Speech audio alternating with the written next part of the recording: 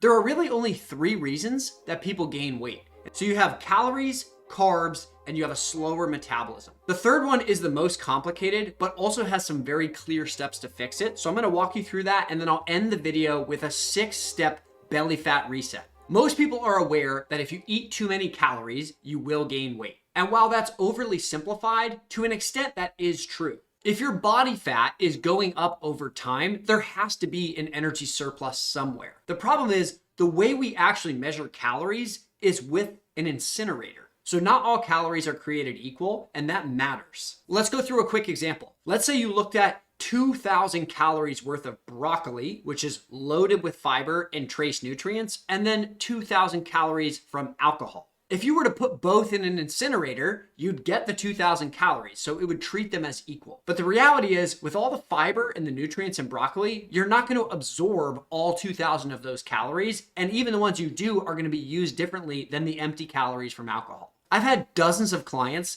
that are eating extremely healthy throughout the week, they're exercising regularly, and yet they can't lose weight, and the culprit is an excess of calories on the weekend in forms like alcohol or highly processed foods. Now, let me give you 2 simple fixes to this that do not involve counting calories. Number 1 is just sticking to single ingredient foods. In other words, foods that are not processed. You are going to have a very hard time consuming an excess number of calories in whole foods because the nutrition is just too dense. And the second piece is, if you do have a few days where you're consuming alcohol or highly processed foods, you balance that out with intermittent fasting. Everybody's different, so you have to find what works for you, but a ton of my clients pick Monday or Tuesday to do a full 24-hour fast to let their body metabolize the extra calories they took in over the weekend. If you like videos that break down complex science and put it into simple protocols like this, be sure to subscribe to the channel, because as a nutrition and a wellness coach, this is all I do. Now let's get to reason number 2,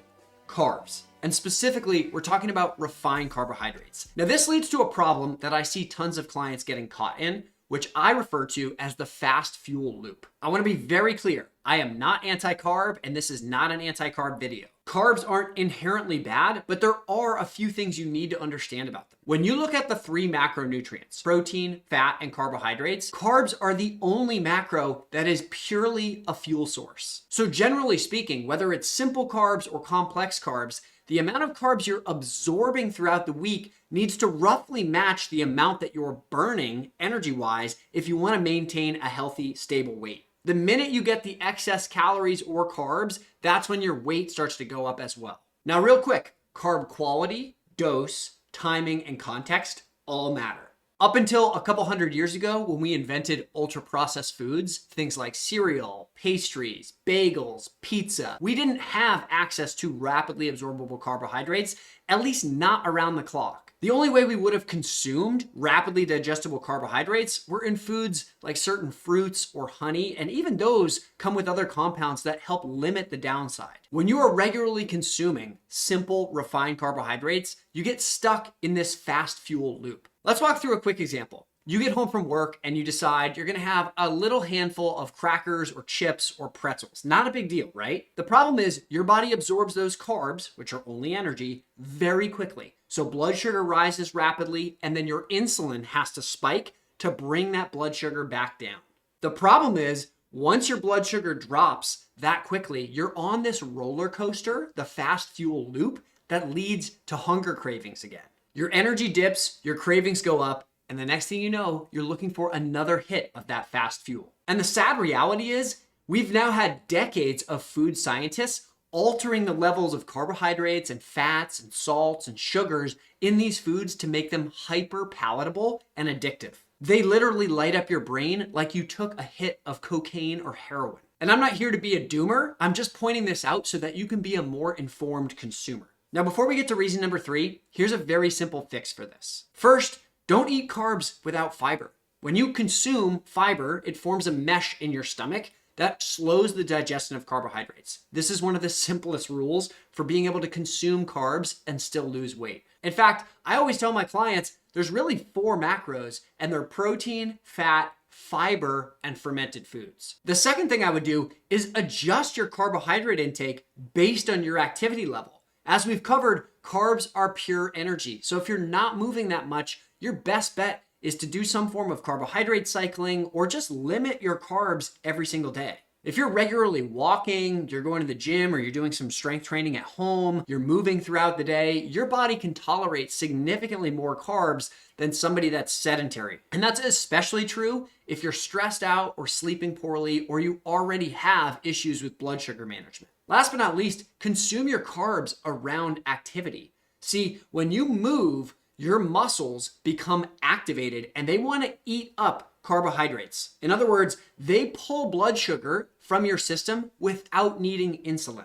So the best time to eat carbs is either right before exercise or right after exercise. And this is the same reason you hear the entire wellness internet beating the drum that you should walk after meals. Now let's get to reason number 3. This is simultaneously the most important and the most overlooked, especially once you hit 40 and above. And this reason is a slowed metabolism and an accumulation of visceral fat. Now, this is really meant to be the centerpiece of this video because it makes the first 2 contributors to excess body fat harder to manage. When people talk about a slow metabolism as they get older, what they're ultimately trying to say is my body does not burn energy the way it used to. And that can be true, but a slowed metabolism is not just because of aging. It's usually a cluster of signals. Lower activity, worse sleep, muscle loss, more stress, hormonal changes, and even nutrient deficiencies. Now let's start with the most important part of this fix, and it's the same one I just mentioned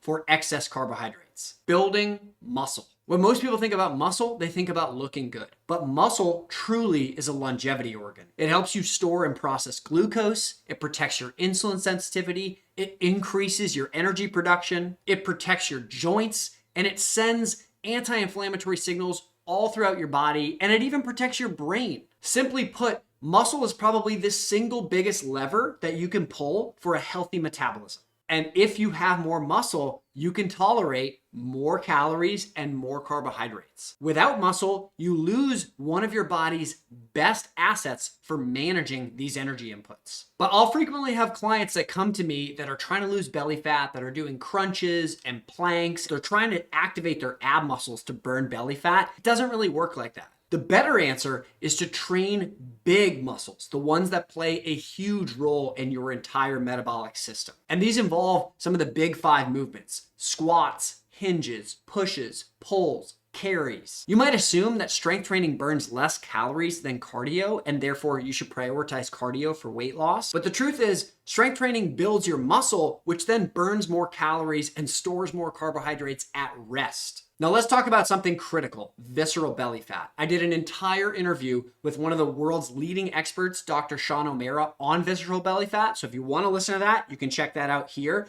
Visceral fat is the kind you can't pinch. It's actually the kind that's stored internally that often wraps around your organs. It's connected to insulin resistance, fatty liver disease, high blood pressure, inflammation, and cardiovascular disease. Now, 3 of the easiest lifestyle interventions for burning visceral fat is longer term fasting, so 24 hours or more, high intensity exercise, getting your heart rate up above 75% of your max, and eating fermented foods. Making sure you populate your gut microbiome with all the little microbes that are going to help lower inflammation and help your body actually burn through that visceral fat. Now let's talk about another bottleneck that nearly 100% of my clients overlook: nutrient deficiencies. If you're low in critical nutrients like vitamin D, certain B vitamins, magnesium, omega-3, iron, zinc, not only are you going to find that your energy, your sleep, your recovery, your mood, it all suffers,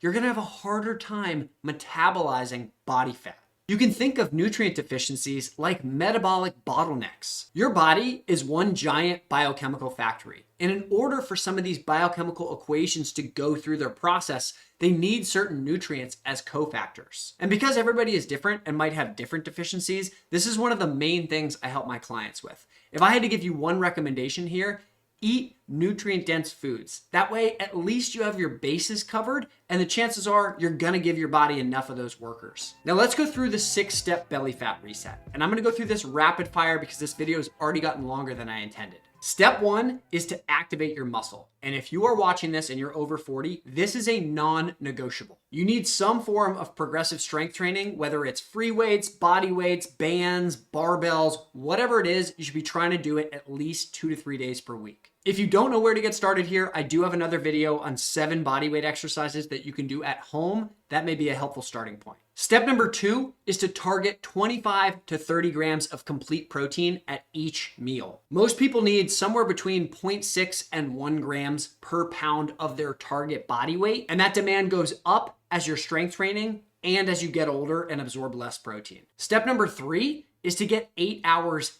in bed. That means no phones, no TV, you're in bed, you're reading, maybe you're talking with your partner, but that accounts for hopefully 7 hours of sleep. Step number 4 is to create a slight calorie deficit. And again, I'm not a fan of counting calories. One of the easiest ways to do this is just to stick to single ingredient unprocessed foods because they're so nutrient dense, your body will not be able to overeat them. Step number 5 is to clean up the fast fuel loop by making sure you prioritize fiber. You don't have to debate every single carb.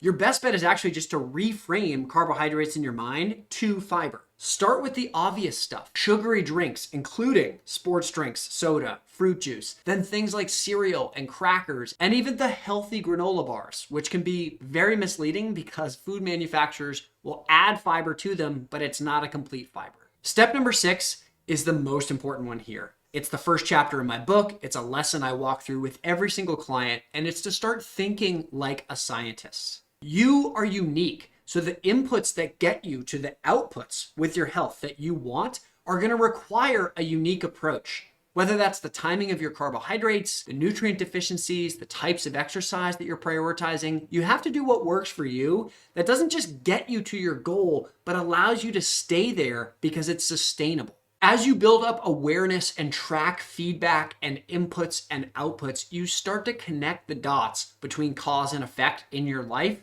That gives you an enormous amount of control over your health. If this all felt overwhelming and you want it in writing, I do have a playbook that walks through a bunch of it, and you can download it for free below. I also have a video walking through the full playbook here. Regardless, I really appreciate you for being here. I hope this was helpful, and I will see you on the next video.